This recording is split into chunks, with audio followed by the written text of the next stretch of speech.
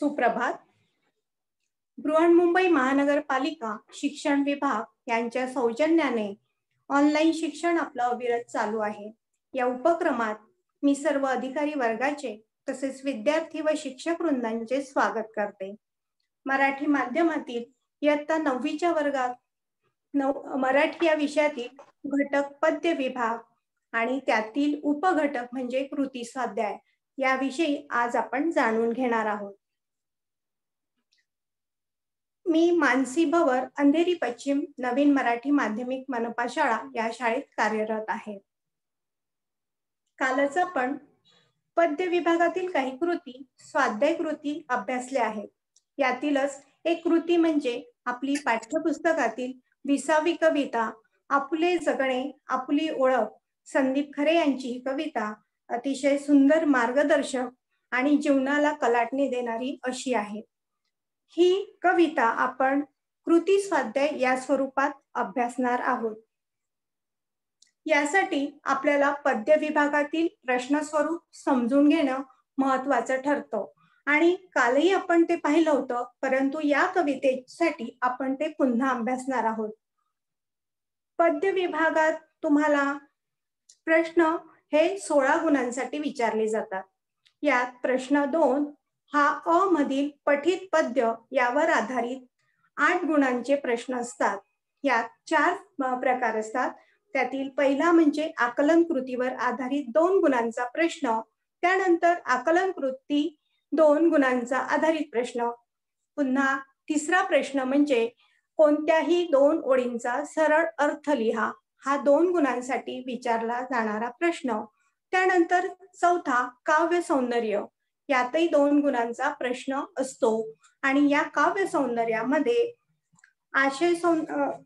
काव्य सौंदर्यामध्ये तुम्हाला विचार सौंदर्य, भाव सौंदर्य आणि अर्थ सौंदर्य अशा 3 घटकांपैकी कोणत्याही 2 घटकांवर 2-2 गुणांच्या कृती सोडविणे अपेक्षित असते. यानंतर प्रश्न क्रमांक 2 आ मध्ये तुम्हाला पद्य विभागावर आधारित कवितेंवर आधारित कृती विचारल्या जातात आणि त्या 4 गुणांसाठी पाठ्यपुस्तकातील 2 कोणत्याही कवितांची नावे दिलेली असतात आणि त्यावर काही मुद्दे म्हणजेच प्रश्न विचारलेले असतात. ह्या प्रश्नांच्या आधारे तुम्हाला ही कृती सोडवायची असते. यात कोणकोणत्या प्रश्नांचं कसं स्वरूप असतं ते बघा. प्रस्तुत कवितेचे कवी कोण असा प्रश्न तुम्हाला 1 गुणांसाठी विचारला जातो. तर प्रस्तुत कवितेचा विषय कोणता असा 1 गुणांसाठी प्रश्न विचारला जातो. तर पुढील जे 2-2 गुणांचे प्रश्न आहे ते बघा.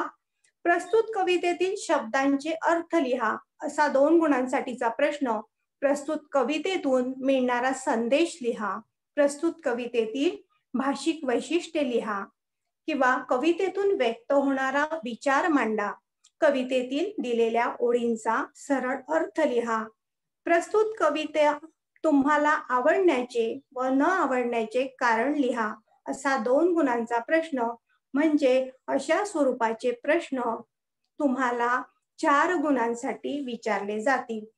जर तुम्हाला 1-1 गुणांचा प्रश्न विचारला गेला तर पुढील 2-2 गुणांमधील 1 प्रश्न विचारला जाईल. जर 1-1 गुणांचे प्रश्न विचारले गेले नाही तर 2-2 गुणांचे असे 2 प्रश्न विचारले जातील. म्हणजे कोणत्याही 4 गुणांसाठी कृती तुम्हाला सोडवायची आहे.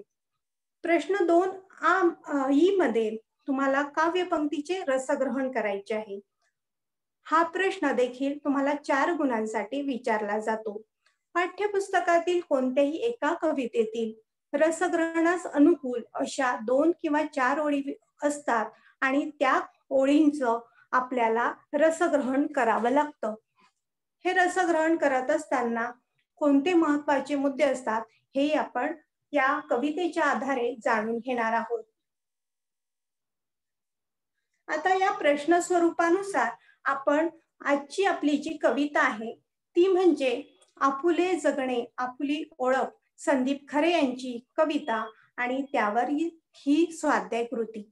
मग आकलन कृतीसाठी 2 गुणांचा जो प्रश्न विचारात घ्यायचा आहे तो आपल्याला पुढील प्रमाणे सांगता येईल. जगणे अर्थपूर्ण होण्यासाठी नियमित कराव्यात अशा कृती. कवींनी आपल्याला जगणे अर्थपूर्ण होण्यासाठी कोणत्या नियमित गोष्टी करायला सांगितलेल्या आहेत, या कवितेच्या आधारावर आपण याचं उत्तर अचूक योग्य लिहिणं अपेक्षित आहे. म्हणून बघा, या कवितेमध्ये जीवन जगण्यासाठी नियमित करावयाच्या गोष्टी म्हणजे वाचन, परवचा, व्यायाम, लेखन. परवचा म्हणजे पाढे पाठ करणे, पाढे म्हणणे होय. आकलन कृती पुढील बघा, 2 गुणांसाठी. कवितेत आलेली महाभारतातील 2 नावे. या कवितेत महाभारतातील अशी कोणती 2 नावे आलेली आहेत ती बघा, गोवर्धन, कंस.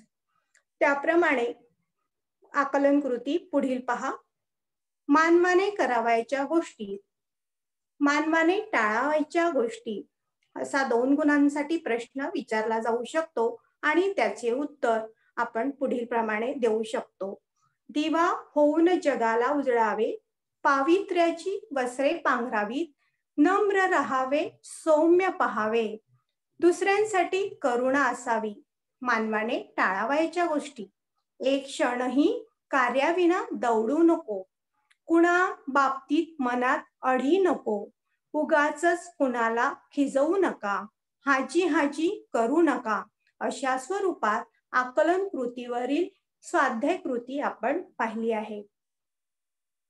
प्रश्न 2 अ मधील कवितेच्या ओळीचा सरळ अर्थ 2 गुणांसाठी विचारलेला हा प्रश्न आपण या कवितेच्या आधारे पाहूया. या कवितेतील काही ओळी पहा. नित्य घडावे वाचन लेखन, क्षण कार्याविन दौडू नको, नित्य परवचा, व्यायामाविन झोप घ्यावया पडू नको. या ओळींचे सरळ अर्थ आपण मुद्देसूद लिहिणं अपेक्षित आहे आणि ते आपल्याला पुढील प्रमाणे सांगता येईल. नेहमी वाचन लेखन करावे, त्याने मन सुसंस्कृत होते, कामाशिवाय एकही क्षण वाया दौडू नको, आळशीपणा करू नको, नित्य नेमाने परवचा म्हणणे म्हणजेच पाढे म्हणणे, व्यायाम करणे, याशिवाय उगाच झोप काढू नको. अशा साध्या सरळ पण मुद्देसूद स्वरूपात आपण अर्थ कवितेच्या ओळीचा मांडायचा असतो आणि त्याला आपल्याला 2 गुण असतात. यानुसार आपण पुढच्याही 2 ओळी पाहूया. तुडवीत राणे खुशाल जावे, नव्या पथाला भिवू नको, ज्यावर श्रद्धा प्राणा आतून, ते केल्याविन राहू नको. या कवितेच्या ओळी आणि त्याचं सरळ स्पष्टीकरण म्हणजे सरळ अर्थ आपण पुढील प्रमाणे देऊ शकतो. आनंदाने नवनवीन क्षेत्रातील ज्ञान मिळवावे, रोज राणे तुडवावीत, नवीन मार्गावर चालण्यास, नवीन विचारांना अंगीकारण्यास घाबरू नये. अंतर्मनातून ज्या तत्वांवर निष्ठा असेल ते कार्य केल्याशिवाय राहू नये. कवींनी या कवितेमध्ये आपल्याला नवनवीन क्षेत्रातील ज्ञान मिळवत राहायला सांगितलेले आहे. वेगवेगळ्या क्षेत्रामध्ये आपण जाणं म्हणजेच राणे तुडवीत जाणं आणि नवीन मार्गांवर चालण्यास आपण नवीन विचारांचा अंगीकार केला पाहिजे आणि त्यासाठी न घाबरता आपल्या अंतर्मनाचा आवाज म्हणजे आपला असलेला ठाम विश्वास हा आपण दाखवला पाहिजे. आपल्या कर्तृत्वाने आपण आपलं जीवन हे साकारत असतो. अशा स्वरूपात कवींनी मांडलेला हा अर्थ. याच प्रश्नातील प्रश्न अ मधील 2 गुणांचा प्रश्न म्हणजे काव्य सौंदर्य. या काव्य सौंदर्यात आपल्याला कधी विचार सौंदर्य विचारलेले असते तर कधी आपल्याला अर्थ सौंदर्य विचारलेले असते तर कधी भाव सौंदर्य विचारलेले असते. या स्वरूपात या कवितेवरील आधारित 2 प्रश्न आपण या ठिकाणी विचारात घेणार आहोत. पहिला पहा, एक सर्वात महत्त्वाचं म्हणजे काव्य सौंदर्य आल्यानंतर विद्यार्थी गोंधळून जातात, परंतु काव्य सौंदर्य फारसं कठीण नाही. जर आपण कविता अतिशय मन लावून ऐकली असेल किंवा वाचली असेल तर आपल्याला नक्कीच काव्य सौंदर्य लिहिण्यास काही अडचण येणार नाही. कारण काव्य सौंदर्य म्हणजे त्या प्रत्येक ओळींचं स्पष्टीकरण आहे. त्याच्यात तुम्हाला जे जाणवलं आहे, जे मनामध्ये भाव निर्माण झालेले आहेत, त्याचं स्पष्टीकरण आहे. म्हणून कवींनी मांडलेलं जे आपल्यासमोर काव्यातनं संदेश असेल, की काव्यातनं मांडलेल्या भावभावना असतील, या आपल्याला या काव्य सौंदर्यात स्पष्ट करायच्या असतात. आणि यानुसार आपण 2 उदाहरणे पाहूया. या कवितेतील ओळी पहा. पावित्र्याची पांघर वस्त्रे होऊन पटकूर पसरू नको. या ओळीतील विचार सौंदर्य स्पष्ट करा. बघा, या कवितेची जी ओळ आहे त्या ओळीचं स्पष्टीकरण आपल्याला करायचं आहे. म्हणून याचं स्पष्टीकरण कसं देता येईल बरं? माणसाने आपले आयुष्य कसे जगावे हे सांगताना कवी म्हणतात, श्रीमंतीचा बडेजाव दाखवणारी किमती वस्त्रे घालणे योग्य नव्हे. म्हणजे संपत्तीचे प्रदर्शन करू नये. शरीरावर घातलेल्या किमती कपड्यांपेक्षा मनाची शुद्धता महत्वाची आहे. मन पवित्र हवे, मंगल्याची वस्त्रे घालावीत. स्वतःचे जीवन चिंध्या झालेल्या पटकरूप्रमाणे दिनवाने लाचार असू नये. स्वतःच्या मनाचे मलिन घाणेरडे वस्त्र करू नये. मनाच्या पावित्र्याचा विचार या ओळीत मांडला आहे. पुढचा काव्य सौंदर्य पहा. हे पाहत असताना आपण प्रश्न विचारात घेणं अत्यंत महत्वाचं आहे. या प्रश्नामध्ये बघा, शोभेहूनही श्रेष्ठ स्वच्छता आदी मंत्र हा विसरू नको. या ओळीत दडलेल्या अभियानाची गरज तुमच्या शब्दात स्पष्ट करा. या ठिकाणी अभियान, कोणतं अभियान? तर आपल्याला कवितेत ज्या ओळी दिलेल्या आहेत त्यात कोणतं अभियान आलेलं आहे? तर स्वच्छता अभियान. म्हणजेच आपल्याला कविताच्या ओळींच्या आधारे स्वच्छता अभियानाविषयी देखील काही शब्दामध्ये काही विचार स्पष्ट करायचे आहेत. तर याचं उत्तर आपण बघूया. दिखाऊ प्रदर्शनापेक्षा स्वच्छता महत्वाची आहे. शोभेचा व्यर्थ आहे. मनाची शुद्धता व परिसराची स्वच्छता महत्वाची. या ओळीत स्वच्छता अभियान दडलेले आहे. स्वच्छता राखली की रोगराई होत नाही, आरोग्य धोक्यात येत नाही, शुद्ध मोकळी हवा व निर्मळ पाणी मिळते. आता पुढे बघा, अभियानाच्या संदर्भात असलेले तुमचे विचार. गाडगे बाबा गावेच्या गावे झाडून स्वच्छ करीत. सेनापती बापटांनी स्वच्छतेचा वसा आपणास दिला आहे. राष्ट्रसंत तुकडोजी महाराजांनी पण हेच सांगितले आहे. स्वच्छता हाच परमेश्वर आहे असे सुवचन आहे. शोभेपेक्षा स्वच्छता श्रेष्ठ आहे. या मूलमंत्रात स्वच्छतेची महती कवींनी सांगितली आहे व स्वच्छता अभियानाचा पुरस्कार केला आहे. म्हणजे आपण कवींनी दिलेल्या ओळी आणि प्रश्नात असलेल्या 2 गोष्टी स्पष्ट केलेल्या आहेत. एक स्वच्छता अभियान आणि कवितेच्या ओळी. यानुसार आपलं उत्तर अपेक्षित आहे आणि अशा पद्धतीने आपण काव्य सौंदर्याचे 2 गुण हे पूर्णपणे मिळवू शकतो. पद्य विभागावरील प्रश्न 2 मध्ये या विभागात आपल्याला काही मुद्दे दिलेले असतात आणि या मुद्द्यांवर आधारित ज्या कृती आपल्याला आपण सोडवत असतो त्या कृतींना 4 गुण असतात. तर या मुद्द्यांवर आधारित कृती या कवितेच्या स्वरूपानुसार आपण बघूया.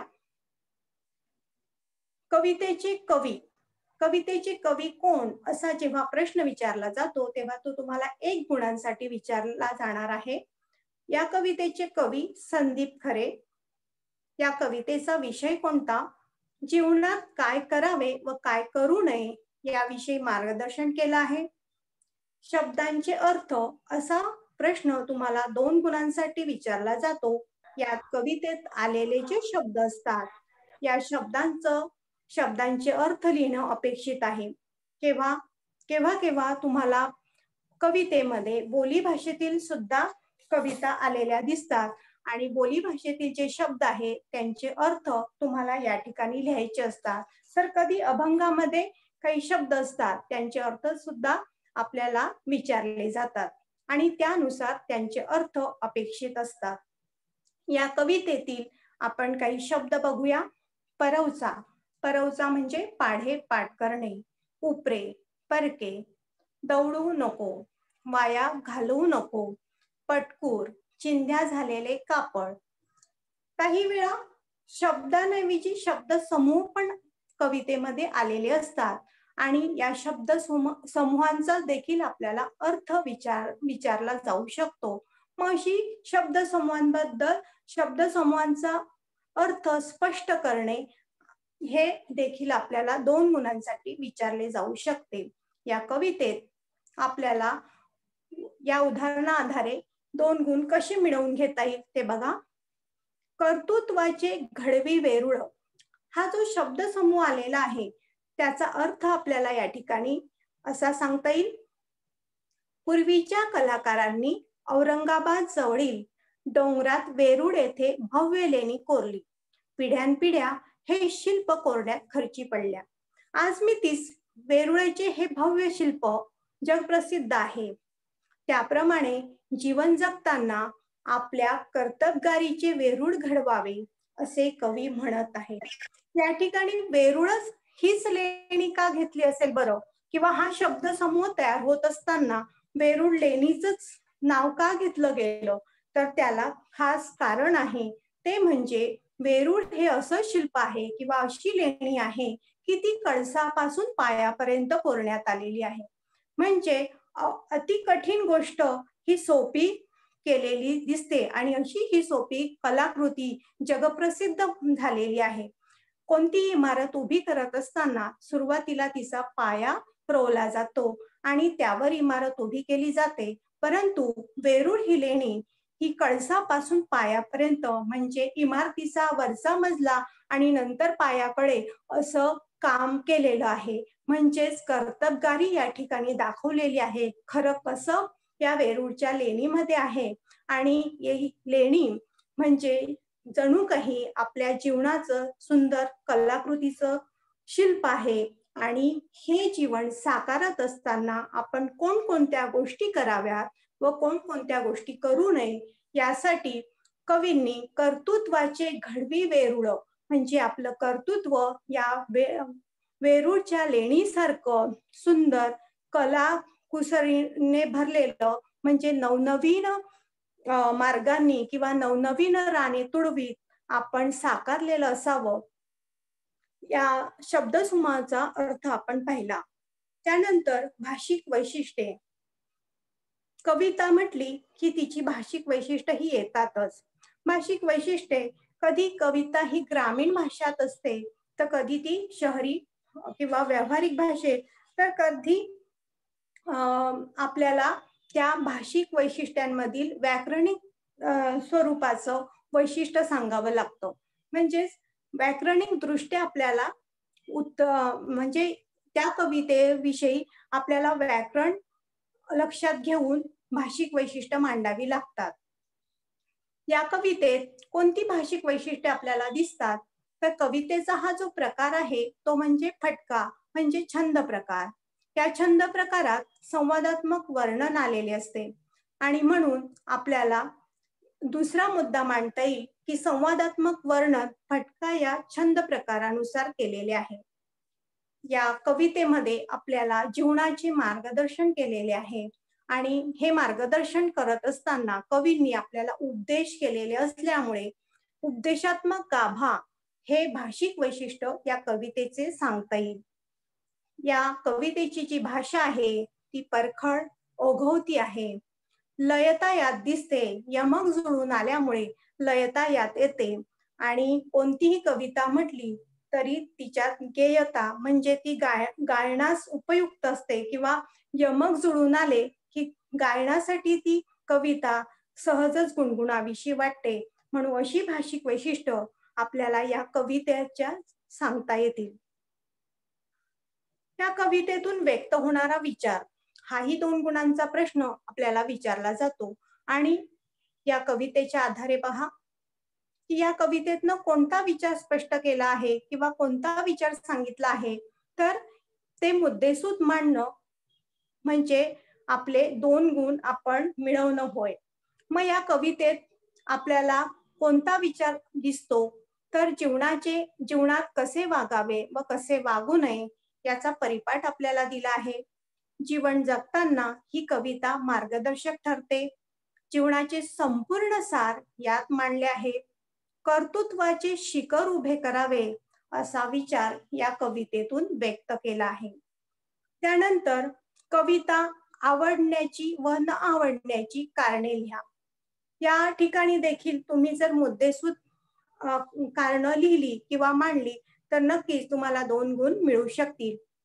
या कवितेत आवडण्याची कारण, सर्वप्रथम आपण ह्या उत्तराला सकारात्मक पद्धतीने विचारात घ्या. सकारात्मक पद्धतीने विचारात घेतल्यावर आपण ही कविता आवडली असेच लिहिणार आहोत. म्हणून कविता आवडली, नेमके अचूक व सखोल मार्गदर्शन मिळाले, आपले जगणे मूल्यवान व अर्थपूर्ण कसे करावे याबाबत उत्तम ज्ञान मिळाले, नेमक्या शब्दात थेट उपदेश मनाला भावला, आशादायी व आदर्श जीवन जगण्याचे आपल्याला या कवितेतनं मार्गदर्शन मिळाले आहे. म्हणून ही कविता आवडली असं सकारात्मक पण मुद्देसूद उत्तर तुमचं अपेक्षित आहे. यानुसार जर आपण उत्तरं लिहिली तर नक्कीच आपल्याला 2 गुण मिळतील.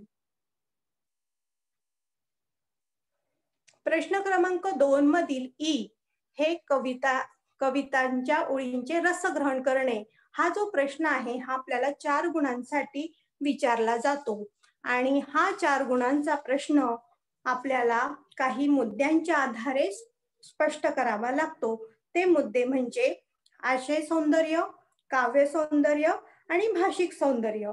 आशय सौंदर्य विचारात घेताना बऱ्याच विद्यार्थ्यांना कळत नाही की या प्रश्नाचं उत्तर कसं लिहावं. तर आशय सौंदर्य स्पष्ट करताना आपण त्या कवितेचे कवी कोण, कवितेचं नाव काय, त्यातून मिळणारा संदेश काय, ह्या 3 गोष्टी जर महत्वाच्या लक्षात घेतल्या आणि त्याला अनुसरून वाक्यरचना केली तर नक्कीच आपल्याला आशय सौंदर्य लिहिता येईल. आणि भाषिक सौंदर्य हे व्याकरणिक दृष्ट्या विचारात घेऊन लिहायचं असतं. तर काव्य सौंदर्य हे कवितेच्या ज्या ओळी दिलेल्या आहेत त्यानुसार मांडायचं असतं. मग आशय सौंदर्यामध्ये कवितेचे नाव, कवितेचे कवी आणि त्यातून मिळणारा संदेश यानुसार आपण वाक्यरचना करून कसे मांडू शकतो बघा. तरुण पिढीने आपली वागणूक कशी ठेवावी व कोणत्या सकारात्मक गोष्टी कराव्यात आणि कोणत्या गोष्टी टाळाव्यात याचे डोळस मार्गदर्शन कवी संदीप खरे यांनी आपले जगणे आपुली ओळख या कवितेत केले आहे. आपले जगणे मूल्यवान असावे, माणुसकी जपावी, कर्तृत्वाने शिखर उभारून आदर्शवत पवित्र जीवन जगण्याची शिकवण ही कविता देते. यात पहा की आपले जगणे आपुली ओळख हे कवितेचं नाव, त्यानंतर संदीप खरे हे ह्या कवितेचे कवी आणि यातून मिळणारा संदेश म्हणजे माणुसकी जपावी, कर्तृत्वाने शिखर उभारून आदर्शवत पवित्र जीवन जगण्याची शिकवण, अशा 3 मुद्द्यांना अनुसरून ही वाक्यरचना आशय सौंदर्यात आलेली आहे. काव्य सौंदर्य, काव्य सौंदर्य लिहिताना आपण ज्या दिलेल्या ओळी आहेत कवितेच्या, आपल्याला प्रश्नपत्रिकेतील ज्या ओळी दिलेल्या असतील त्याला अनुसरून स्पष्टीकरण करणं अपेक्षित आहे. म्हणून काव्य सौंदर्य पहा, कवितेच्या ओळी आपल्याला कोणत्या आहेत, कर्तृत्वाचे घडवी वेरूळ, कर्तव्याला मुकू नको, मातेसह मातीचे देणे फेडाया चुकू नको, या ओळींचे स्पष्टीकरण आपल्याला काव्य सौंदर्यात मांडायचे आहे. कवितेत नवीन तरुण पिढीला नेमके व सखोल मार्गदर्शन करताना कवी म्हणतात, आपले जीवन मूल्यवान व अर्थपूर्ण करून स्वाभिमानाने जगावे. उपरोक्त ओळीत त्यांनी वेरूळच्या लेण्याचा संदर्भ दिला आहे. वेरूळचे लेणे हे महाराष्ट्राचे भूषणावं शिल्प आहे. अशा प्रकारे आयुष्यात कर्तृत्व रूपी वेरुळेची लेणी घडवावी, उत्तुंग कर्तृत्व करावे, कर्तव्याला कधी नाकारू नये. या मातृभूमीचे अनंत उपकार आपल्यावर आहेत, त्या उपकाराची परतफेड करायला चुकू नये. बघा, या ओळींचे स्पष्टीकरण आपण काव्य सौंदर्यात मांडलेले आहे. काव्य सौंदर्यामध्ये ओळींचे स्पष्टीकरण असल्यामुळे आपल्याला प्रश्नपत्रिकेत ज्या ओळी दिलेल्या असेल त्यानुसार काव्य सौंदर्य बदलणार आहे, परंतु आशय सौंदर्य आणि भाषिक वैशिष्ट्य ही तीच राहतात. म्हणजे कवितेतल्या कोणत्याही ओळी आपल्याला विचारल्या गेल्या तर आशय सौंदर्य आणि भाषिक वैशिष्ट्ये बदलत नाही, फक्त काव्य सौंदर्य ओळींनुसार बदलत असतं. हे आपल्याला लक्षात घेता येईल. भाषिक वैशिष्ट्य आपण काय सांगू शकतो? मगाशी आपण काही मुद्दे भाषिक वैशिष्ट्याची पाहिलेली आहेत आणि त्यानुसार आपण इथं सविस्तर वाक्यरचना मांडूया. या कवितेत फटका या पूर्वापार चालत आलेला छंद प्रकार वापरला आहे. काय करावे, काय करू नये याचे थेट संवादात्मक वर्णन फटक्यात केलेले असते. उपदेशात्मक गाभा असतो जो या कवितेत तंतोतंत पाळला आहे. कुठेही प्रतीकाचा व प्रतिमांचा जंजाळ या कवितेत नाही. ही कविता थेट संवाद साधणारी विलक्षण कविता आहे. भाषा परखड व ओघवती असल्याने हृदयाला जाऊन मिळते. यमक प्रधान कविता असूनही लयता त्यात सुंदरता वाढवणारी आहे. बघा, या ठिकाणी आपण जे मुद्दे सुरुवातीला पाहिले भाषिक वैशिष्ट्याचे त्यानुसार वाक्यरचना करून आपण भाषिक वैशिष्ट्ये लिहिलेली आहेत. यानुसार काही ठराविक वाक्य जर आपण भाषिक वैशिष्ट्याची करून ठेवली तर नक्कीच भाषिक वैशिष्ट्ये हे आपल्याला कोणत्याही कवितेचे लिहित असताना कोणत्याही प्रकारे अडचण येणार नाही. म्हणून रसग्रहण हा जो कठीण वाटणारा जो प्रश्न आहे तो तुम्हाला अतिशय सोपा वाटेल जेव्हा तुम्हाला प्रत्येक कवितेचं आशय सौंदर्य आणि भाषिक सौंदर्य किंवा वैशिष्ट्य आपण जर लिहून ठेवलं, काढून ठेवलं आणि परीक्षेच्या वेळी आपण ते डोळ्याखालून घातलं तर नक्कीच आपल्याला कवितेत आलेल्या ओळींनुसार आपल्याला फक्त काव्य सौंदर्य बदलावं लागेल. बाकी आशय सौंदर्य आणि भाषिक वैशिष्ट्य ही तीच राहतील कवितेनुसार. रसग्रहण म्हणजे या कवितेशी एकरूप होऊन आपण ते करत असतो.